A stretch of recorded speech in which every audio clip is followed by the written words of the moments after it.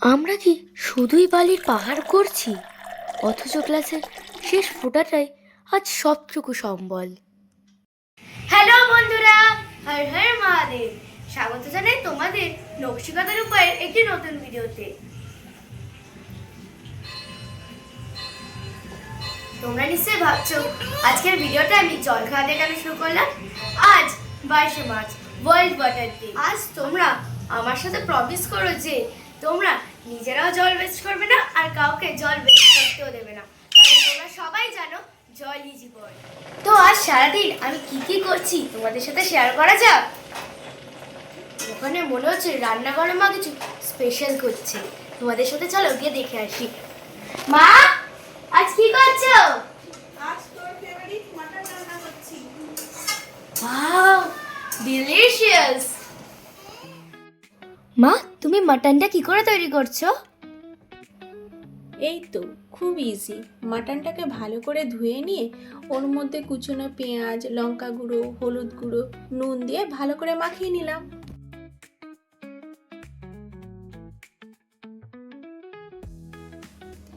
এরপর সর্ষের তেল আর আদা রসুন বাটা দিয়ে মাটনটাকে কিছুক্ষণের জন্য ম্যারিনেট করে রাখবো।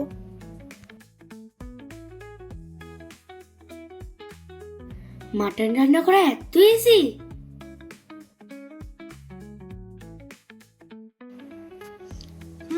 ইজি তো। এরপর কড়াইয়ে তেল দিয়ে আলুটাকে লাল করে ভেজে তুলে নেব।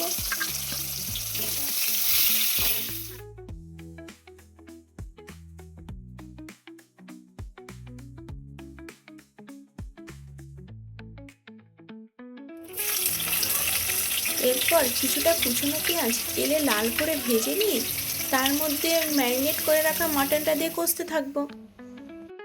মা, তুমি মাটনটা করছো করো, স্নান করে এসে কিন্তু রায়তাটা আমি বানাবো। ততক্ষণে তুমি কিছুটা রেডি করে রাখো। ঠিক আছে, যা আগে আগে তাড়াতাড়ি চান করায়।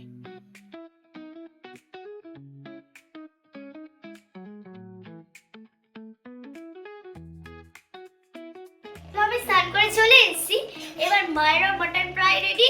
এবার আমি সবার জন্য রায়তা বানাবো।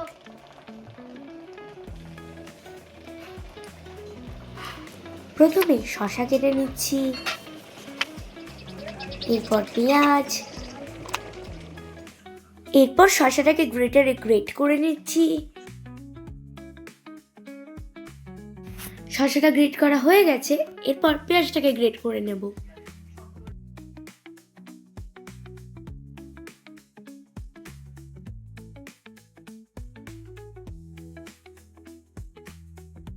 মা, চিনি দাও।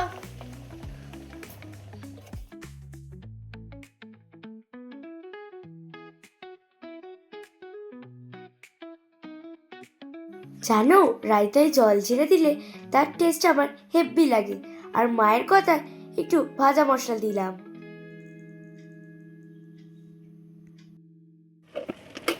তো রায়তা বানানো রেডি হয়ে গেছে, এবার এটাকে ফ্রিজে রাখা যাক।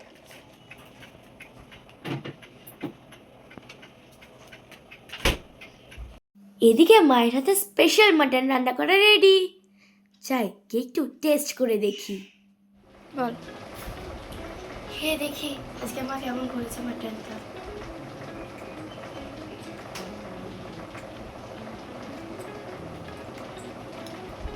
হেভি হয়েছে, জাস্ট ডিলিশিয়াস।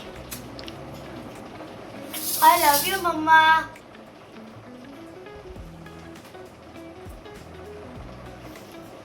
চলো এবারে আমরা লাঞ্চ করে নিই। তো বন্ধুরা, আমাদের লাঞ্চ হয়ে গেছে। ওই দিদি, আমার হাতে রায়তাটা খেতে কেমন হয়েছিল? খুব ভালো হয়েছে। আমি রায়তাটা হেভি বানাতে পারি। তো দুপুরবেলা একটু বই খাতা নিয়ে এখন বসেছি, একটু পড়ে নেবো, তারপর সন্ধ্যাবেলা তোমাদের সাথে দেখা হচ্ছে। নালে মায়ের কাছে ঝাড়। কেন বলছিস দিদি?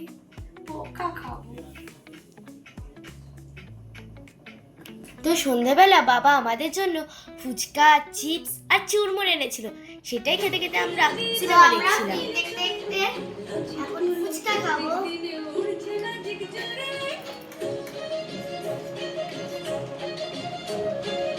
মুখের ভেতর হাফসা পুরি বুকের ভেতর ছাতি মাইয়া মানুষ মগজ জোরে রহস্যটা তাতে তো ফুচকা খেতে খেতে আজকের ব্লগটা এখানে